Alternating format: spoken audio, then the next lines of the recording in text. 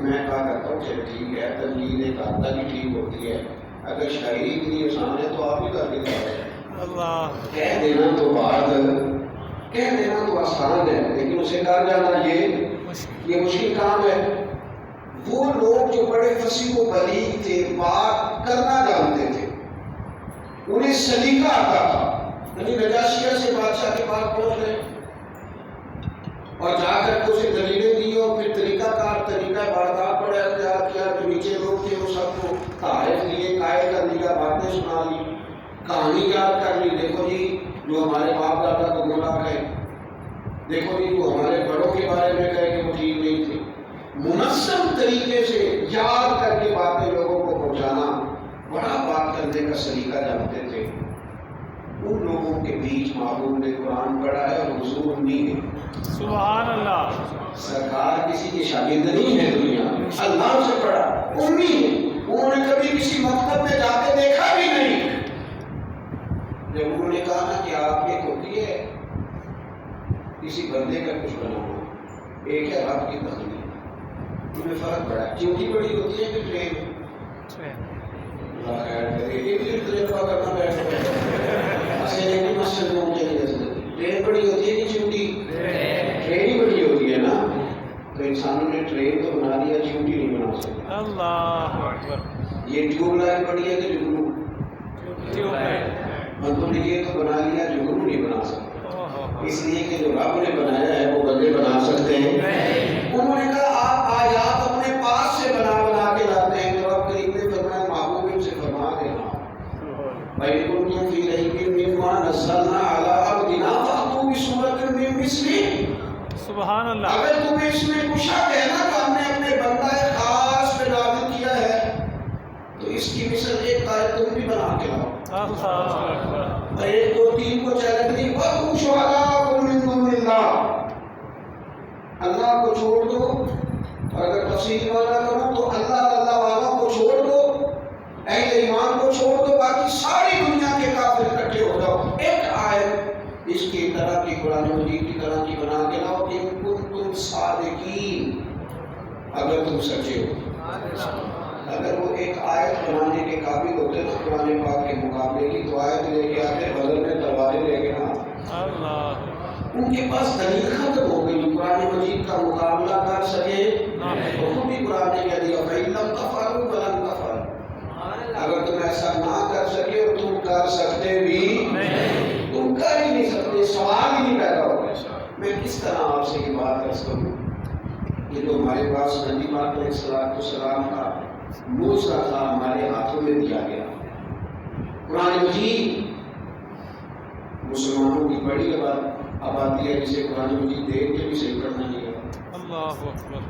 اور کوئی آپ نے ناراض ہونا ہوا تو بے شک ہو جائیے گا، لیکن موبائل آیا تو سب نے چلانا سیکھا ہے نا، واٹس ایپ کرنے آ گئے ہیں نا، گروپوں میں ایڈ ہونا بھی آ گیا ہے، کمپیوٹر آئے ہیں تو کسی بندے نے استعفیٰ تو نہیں نہ دیا کہ میں تو سالوں سے نوکری کر رہا ہوں، مجھ سے نہیں کمپیوٹر چلایا جاتا، کسی نے ریزائن کیا ہے؟ سیکھا ہے نا سب نے، ایڈٹ کرنے کے نئے سے نئے طریقے آئے تو سیکھے نا۔ 40,000 کی نوکری بچانے کے لیے کمپیوٹر سیکھ لیا، اپنی آخرت بچانے کے لیے قرآن مجید نہیں سیکھا، مزاج نہیں پیدا کیا۔ اور اگر کوئی ایسی چیزیں بنی بھی تو لیکن وہ خوف آتا ہے، مدارس کے بچے ان میں بھی کوشش کی جاتی ہے کہ بچہ زیادہ ذہین و مدرسے میں خراب ہو جائے، مدرسے میں نہ بھیجو، بچہ اگر فرسٹ ڈویژن میں میٹرک کر گیا تو پھر بھی اسے مدرسے لے جاتے ہیں، اللہ ماشاء سب کی بات نہیں کرتے۔ ہم نے مدارس کو اس طرح اسکوپ نہیں کیا جہاں کتاب و سنت کی تعلیم دی جائے، ہم نے وہ ماحول نہیں بنایا، یعنی بالکل ایک عام سا آدمی اٹھ کے کھڑا ہو کے کہہ دیتا ہے مولوی صاحب آپ سیاست کی بات نہ کرنا، سیاست ہمیں کوئی منع کر دو، وہ دین کی بات نہ کرو، منع ان سے وہ خبردار تم نے دین کی بات، وہ دین کی بات کرے، سیاست کی بات کرے گا وہ جسے کتاب و سنت آتی ہے، دوسرے کو کیا پتا، سیاست کو تدبیر کرنے کو کہتے ہیں، اور جلال بادشاہی ہو کہ جمہوری تماشا ہو، جو بات ہوئی سیاست سے تو رہ جاتی ہے چلیے سے۔ حضرت عبداللہ بن عباس رضی اللہ تعالیٰ، ان کو میرے نبی پاک نے دعا دی اور دعا بھی اس طرح کی کوئی بڑی انوکھی بات ہے. انہوں نے وضو کے لیے وضو کا پانی رکھا. جب بندہ کسی کی خدمت کرتا ہے نا تو اسے دعا کرانی نہیں پڑتی تو اسے دعا مل جاتی ہے. انہوں نے وضو کا پانی رکھا. وضو حال رشید امام بخاری رحمۃ اللہ علیہ سے کہا میرے بیٹے کو پڑھا دیا کرے. امام صاحب فرمانے لگے ٹھیک ہے پڑھا دوں گا. کہنے لگا آپ نے گھر آ کے پڑھانا ہے. فرمانے لگے نام بھی جہاں سب کے بچے پڑھیں گے تیرا بھی نہیں پڑھے گا. اس نے کبھی تھوڑا انفرادی کام دے دے. امام صاحب فرمانے لگے نام یہ رسول اللہ کا دین ہے. یہ سب میں جیسا وقت ملے گا کلاس میں بیٹھے گا. امام صاحب اٹھ کے آنے لگے تو لوگوں کا خیال تھا ناراض ہو گیا ابو رشید, لیکن اٹھ کے آنے لگے تو پیچھے آیا, ہاتھ پکڑ کے بوسہ لیا. کہنے لگا جناب میرا بچہ وہیں آئے گا, سب کے ساتھ ہی بیٹھ کے پڑھے گا. میں تو بس یہ دیکھنا چاہ رہا تھا کہ میں بچے کو کسی غیرت مند استاد کے پاس آدمی کے پاس بھیجوں. ابو رشید گزر رہا تھا کہ امام صاحب وضو کر رہے تھے. ابو رشید کا بیٹا وضو کرا. چلے میں آپ سے کہتا نہیں کہ آپ ہندو ہیں پر میں تو ہوں نا. تو پیتل کے لوٹے ہوتے تھے پرانے, تو کئی دفعہ نا وہ لوٹے سے وضو ہوتا تھا. کسی نہ ہاں کرے پتہ لگ جائے گا کسی پیٹ کو نہ کرے ایسے ایسے نہ کرنا, پتہ چل جائے گا. چل جاتا ہے, اکثر چل جاتا ہے. جب بندے غور کرتے ہیں نا بات ہے اللہ دیہاتی ہونا بڑی شان والی بات ہے, بڑی عظیم بات ہے. ایسے تو نہیں نا کہ شہر کے بچے گاؤں میں جا کے دانیوں کا دودھ پیتے پھر میرے محبوب کو بھی بھیجا گیا. فضا خالص ہوتی ہے. جو لوگ گاؤں سے آتے ہیں وہ فضا خالص ہوتی ہے. عام طور پر سے مطلب پیتل کا لوٹا ہوتا تھا تو اس سے وضو کرایا جاتا تھا. تو وضو کرا رہا ہے ہارون رشید کا بیٹا اپنے استاد صاحب کو. ہارون رشید گزرا. جو لوگ رب سے ڈرتے ہیں نا وہ پھر سب سے نہیں ڈرتے. سبحان اللہ. جو رب سے نہیں ڈرتے وہ سب سے ڈرتے. امام صاحب وضو کر رہے ہیں, بیٹا وضو کرا رہے ہیں. ہارون رشید گزرا تو لوگوں نے شور کر دیا وضو کو. بات چلنے لگا, رات اس کے بچہ آپ کو پیر دلا رہا ہے, وضو کرا رہا ہے. اچانک اس کی نظر پڑی تو اس نے بھی گھوڑا امام صاحب کی طرف دوڑا دیا. اور جب اسے غصے میں گھوڑے کے پاس سے اترتے لوگوں نے دیکھا تو اور پریشان ہو. امام صاحب مطمئن, بچہ پانی ڈال رہا ہے, لوٹا پکڑا ہے, امام صاحب پیر دھو رہے ہیں. وضو آخر میں پہنچ. ہارون رشید اس کے چہرے پہ غصہ دوڑتا ہوا قریب آیا. لوگوں کا خیال تھا کہ ناراض ہو جائے گا, لیکن اس نے اپنے بچے کا تھپڑ مارا کہ میرا تمہیں حیا نہیں آتی. استاد صاحب اپنے ہاتھوں سے اپنے پیر دھو رہے ہیں, ایک ہاتھ سے پانی ڈال دوسرے سے استاد کے پیر نہیں دینا. انہیں اسے سیکھنا نہیں, ان کی اوسنا مار کے نیکی کریے. نسنا بات نہیں بولتے. سند مکمل کرنے کے لیے, اسناد مکمل کرنے کے لیے تو استاد یاد آئے اور ویسے کبھی یاد نہ آئے.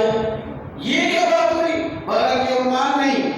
حضرت عبداللہ ابن عباس نے نبی پاک علیہ السلام کے لیے وضو کا پانی رکھا. میرے قریب خوش ہو گئے.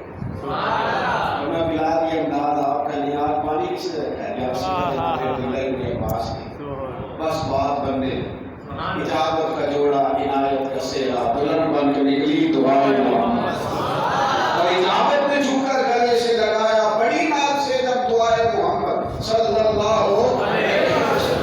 نبی کریم علیہ السلام نے ہاتھ اٹھائے, کہ اللہ اسے دین کا علم بنا, اسے دین کی سمجھ عطا فرما. پھر انہوں نے قرآن مجید کو سیکھا اور قرآن مجید کے اسرار و رموز میں گئے. پہلے بچوں کو کہنا پڑتا تھا موبائل کم استعمال کیا.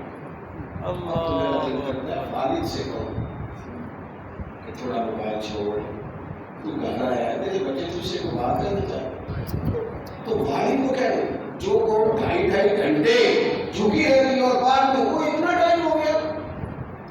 کاش وہ قرآن مجید کا ایک رکوع پڑھتی تفسیر کے ساتھ, کاش وہ غور کرتے قرآن مجید پر اور وہ آیت لے کے جاتے کہ مولانا مجھے سمجھ نہیں آ رہی, ذرا سمجھائیے گا, یہ بتائیے گا معنی کیا ہے.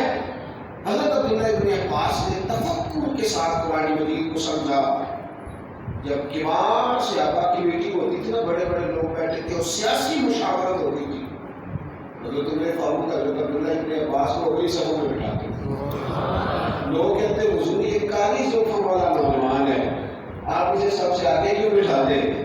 اور فرمایا کرتے زلفیں اگرچہ کالی ہیں، عمر اگرچہ تھوڑی ہے، پر قرآن مجید بڑا بہترین جانتا ہے۔ سبحان اللہ۔ تو وہ قرآن مجید بہترین جاننے والا جب رائے دے گا نا، وہ سیاسی ہو، معاشرتی ہو، معاشی ہو، وہ شاید رائے دے گا بہترین۔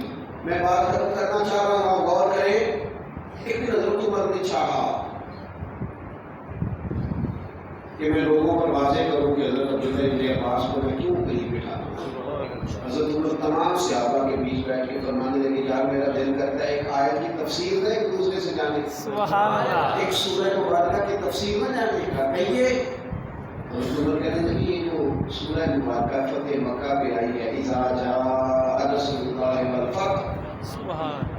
ورأيت الناس يدخلون في دين الله أفواجا،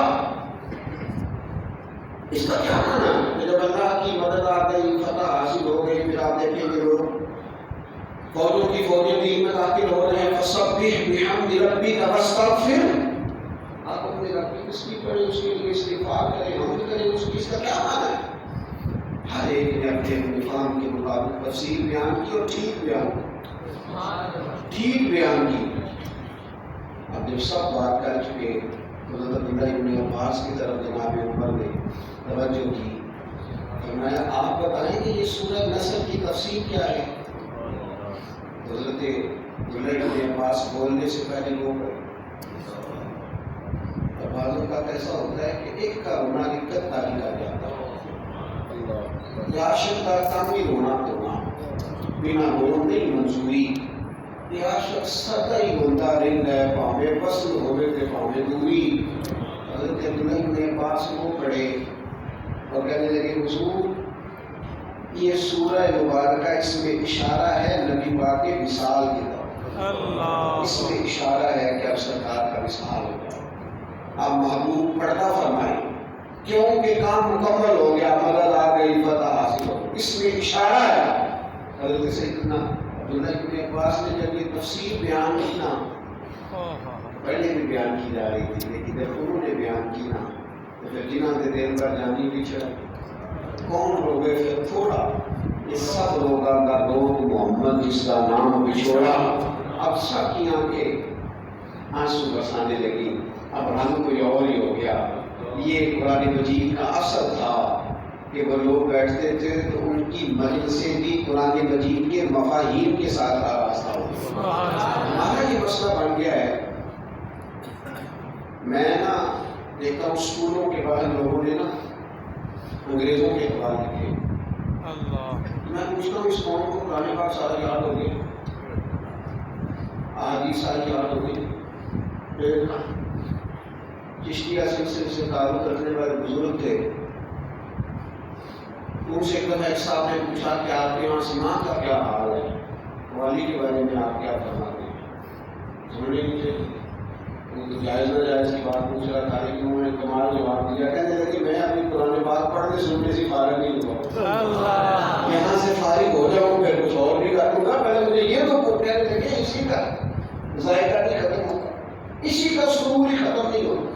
قرآن مجید سے اپنی دلچسپیاں محفلات ہو رہی ہے، رکے آ رہے ہیں، قرآن آپ سنائیں، فلاں سنائیں، ہاتھ بند کرنا، اچھا پھر وہ ہر وکیل کہہ رہا ہے سارا قرآن ہی حضور کی تعلیم ہے، اچھا کہہ بھی جا رہا ہے اور سنائی بیٹھے بھی جا رہا ہے، ہر شخص کہہ رہا ہے سارا قرآن ہو بھائی، اگر سارا قرآن حضور کی تعلیم ہے تو پڑھ چاہ رہا یاد دوں گی، تو پڑھی نہیں رہا، کہیں سے بھی نہیں پڑھنا بھائی، اتنی بڑی محفل ہے، اس سے رکا آتا ہے فلانی نام سنائیں، فلانی نام سنائیں، ایک رکا آنا چاہیے نا سورہ رحمان بھی سنائیں، سبحان اللہ، کہیں سے رکا نکلنا چاہیے نا، دل بڑا کر رہا ہے سورہ لقمان کو پڑھ، سبحان اللہ۔ ذرا دیکھیں تو صحیح باپ کس طرح اپنے بیٹے کو نصیحت کرتا ہے، کیا انداز ہوتا ہے اپنی اولاد سے گفتگو کا، کس طرح بار بار یا بنیا کہہ کے بیٹوں کو پکارا جاتا ہے، ذرا بیان تو کرے، کبھی آئے نا رکا کے سورہ ابراہیم کی تلاوت تاکہ ہم میں نا سفر پر گیا ہوا تھا واپس لوٹا، پہلے میں نے سنا تھا کئی لوگوں سے، میرا تجربہ نہیں تھا، تو شہری کا وقت ہو گیا تھا، بچے کے قرآن مجید پڑھنے کی آواز مدرسے، میں نے سمجھا کہ قاری صاحبان چلیں آپ کے بارے کی فیملی لگاتے ہوں گے لیکن کچھ بیچ میں حالانکہ نہیں لگانی چاہیے. میں نے کہا کسی قاری صاحب نے سختی کی ہے بچے پہ تو بیچارہ سویرے سویرے سحری میں بھی سبق نہیں لاتا ہے. حضرت بڑے اچھے استاد ہیں. تو وہ میں نے کہا کہ اس کو تسلی دیتا ہوں, قاری صاحب سے بھی اجازت دیتا ہوں کہ چاہے اس کو سونے دیں, ابھی تو جن کا ٹائم بھی شروع نہیں ہوا. تو میں آپ یقین کریں کہ مسجد کی طرف چلا گیا, آپ اس میں سو رہے تھے, میں نے لائٹ چلائی, میں نے کہا آواز یہاں سے آ رہی ہے, بتی بند ہے. ایک بچہ سوئے سوئے سورہ یاسین